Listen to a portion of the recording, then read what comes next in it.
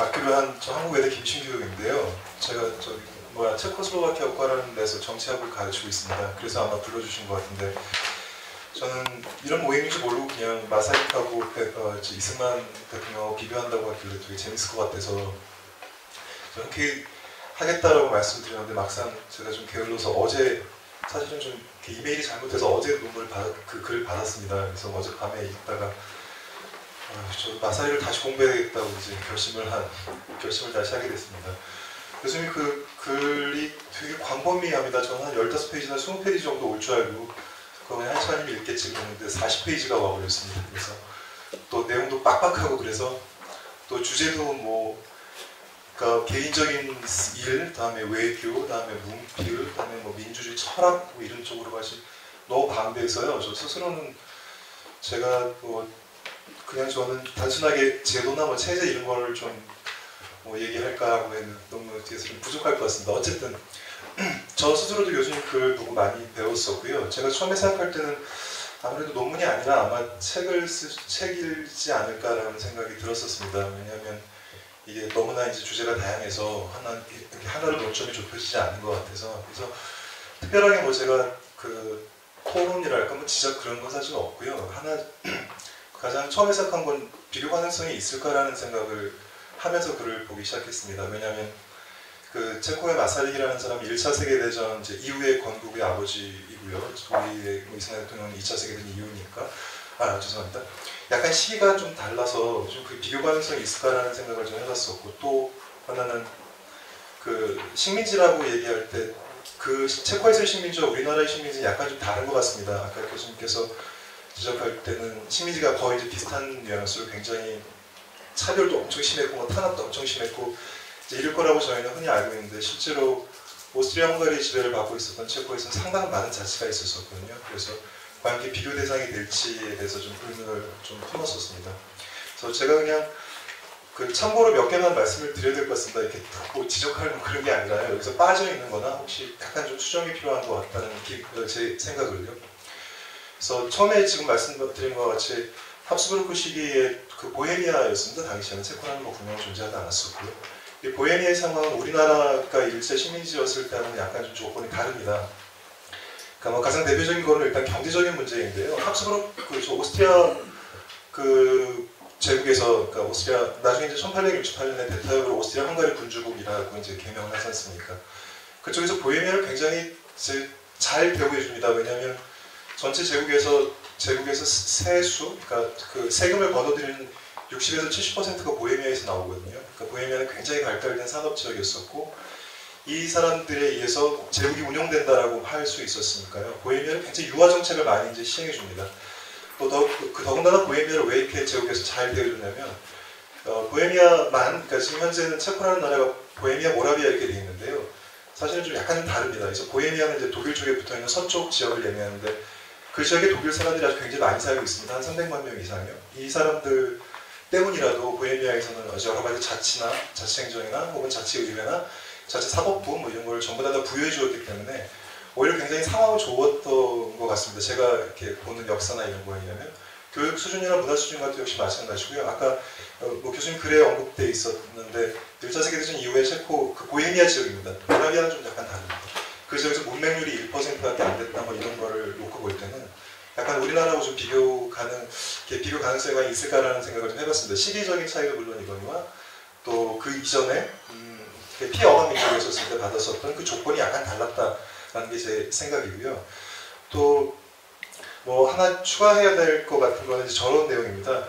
마사리가 국내에서 배척을 당했다고 얘기가 되게 많이 나옵니다. 물론 이 사람은 굉장히 독선적인 사람이고 결코 배신을 용납하지 않은 사람이다 그런 측면도 있지만 실제로는 그래서 그런지 이 사람이 굉장히 미운 짓을 많이 합니다. 당시에 19세기 말에 체코 보헤미아에서는 굉장히 민족주의 운동이 되게 많았었거든요. 그래서 이 사람들은 어떻게 해서든지 독일 사람이나 오스트리아 사람보다 우리 체코 사람이 더 나아야 된다고 이제 그걸 논문을 발표하고 그래서 학술대회도 하고 시위도 하고 그게 되게 많았었는데 가장 결정적인 게 그 RTZ라고 체코말로 하면 루코피스 트란스 젤레니 호르스키 이런 게 있습니다. 뭐냐면 필사본이 발견됐다라고 이제 체코 역사학자와 국문학자들이 발표합니다. 1800년대 후반에요. 근데 이게 어떤 내용이냐면 오스트리아나 뭐 독일이나 우리 심지어 프랑스는 영국 거보다 훨씬 더 오래된 필사본이기 때문에 우리 체코 민족은 위대하다 이제 이렇게 대대적인 선전이 있었습니다. 근데 그 나중에 한 2주 정도 이후에 마사릭이 나와가지고 언론에다 그건 가짜다라고 말을 해버렸거든요. 실제로 가짜였었고요. 그러니까 좀 슬쩍 넘어갈 수 있는데도 그냥 꼬투리를 잡아서 계속해서 하니까 체코에서는 마사릭 인기가 되게 없었습니다. 마사릭 진짜 촌특이죠. 좀 거칠게 말씀드려서 아까 여기에 보면 이제 그런 얘기가 나왔는데요. 굉장히 촌특이고 또 이 사람이 또 모라비아 출신입니다. 모라비아는 약간 보헤미아보다 하고 방언이 좀 섞여 있어서 사람들이 듣기에 좀 촌스럽게 느껴집니다. 그래서 되게 촌스럽기 때문에 이 사람이 대중적인 인기도 별로 없었었고요. 또 당시 이 사람이 그 마사릭이 주장했던 그 건국 방향 그 방법이라는 게 되게 말도 안 되는 거였습니다. 당시에는 볼 때는요.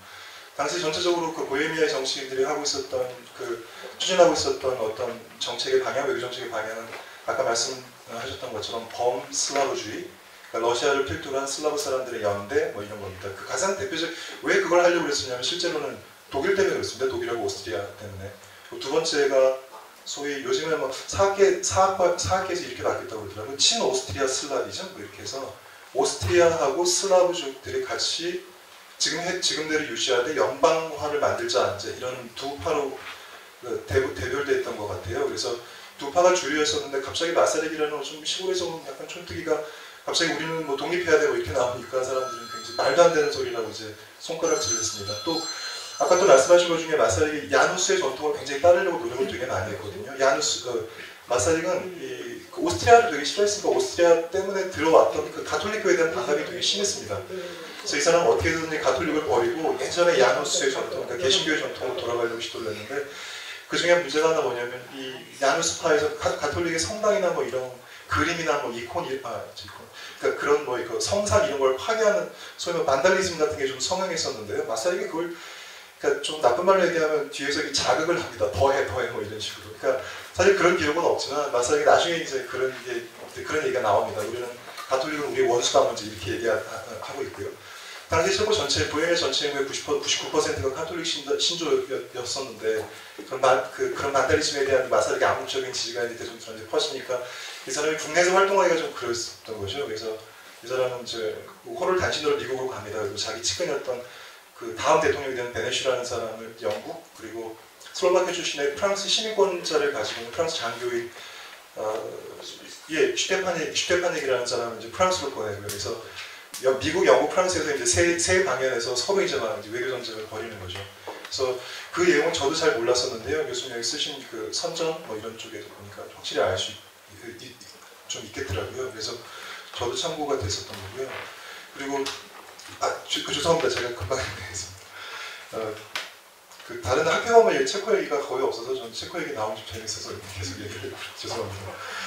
그 마지막으로 하나 말씀드릴 그냥 조금 좀 이렇게 다시 한번 확인해 보실 내용이 이제 저런 게 있을 것 같습니다. 마사릭 대통령이 사실 민주주의자로 좀 알려져 있지만 체코 내에서도 마사릭에 대한 평가가 양분됩니다. 아까 말씀하셨던 것처럼 측근 정치가 있죠. 아까 궁성이라고 하는 흐라트라는 거, 흐라트는 체코말로 성입니다. 그냥 성할 때 성. 대통령 관저가 프라 성 그 안에 있거든요. 그래서 그러니까 자기 측근들을 모아서 그걸 이제 소위 흐라트라는 사조직을 만듭니다. 이 사조직이 영향력이 얼마나 센지 각 뭐 정당이나 의회 뭐 이런 거는 뭐 말도 아니죠. 그 흐라트를 중심으로 해서 원래 체코슬로바키아 헌법 자체에는 대통령 권한이 없습니다. 그러니까 체코슬로바키아라는 국가가 설립됐을 때는 의회제 국가이거든요. 대통령 권한이 없고 뭐 총리 부서가 요구되는 건데 총리 뭐 부서 이런 거는 이 사람 받지도 않았었죠. 흐라트를 통해서. 그다음에 글 중에 나오는 건 파트슈니치라고 있습니다. 금요일의 사나이들이라는 말인데요. 이게 뭐 금요일날 이제 그 사람들 모입니다. 그래서 금요일날 이제 작전을 짜고 이제 그거를 이제 싹 하단하면 주말에 이 사람들이 기억하고 있다가 월요일날 의회 가서 그들을 실행하는 뭐 그런 거거든요. 소위 뭐 베트카라는 조직도 만들고 그러는데 그 이유가 뭐냐면 당시 의회가 굉장히 혼란스러웠습니다. 아까 말씀하셨던 것처럼. 그러니까 보통 원내 정당이 제일 작았을 때가 25개 정도 되거든요. 그러니까 그 내각을 구성하기 위해서는 최소 10개 정도가 필요합니다. 그러니까 10개가 필요해도 최대 정당이 10%, 15%도 잘 안 되고요. 한 번 유일하게 15% 이상을 득표한 정당이 나옵니다. 그 정당이 어떤 정당이냐면 독일 정당입니다. 수데텐 독일당입니다. 그러니까 마사릭이 볼 때는 이게 그냥 놔두면 서로가 경쟁하기 때문에 독일 정당이 제1당이 돼서 독일 사람이 그 총리를 차지하고 내각을 구성하고 뭐 이제 이런 식의 될 것 같거든요. 그래서 이 사람이 초헌법적인 방법을 쓰는 거죠. 그러니까 그 내부에서도 물론 혼란이 있었겠지만 실제로 마사르이 초원법적인 방법, 뭐 크라트나 베트카나 파테슈니치를 이용했던 거는 독일 사람들에 의한 어떤 이런 집권, 이걸 어떻게 좀 막아볼까 하는 그 의도가 좀 상당히 강했었습니다.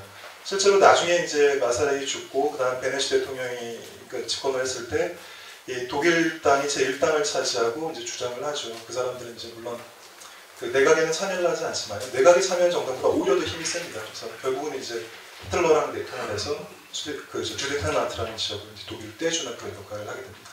그래서 그런 부분에 대해서 약간 좀 보충 조금만 간단한 정도 몇 개만 보충하시면 제가 볼 땐 저는 이걸 통해서 다시 공부를 했고요. 아마 또 다시 공부를 해야 될 것 같습니다. 저 스스로. 여기까지입니다. 죄송합니다. 많이 그렇습니다.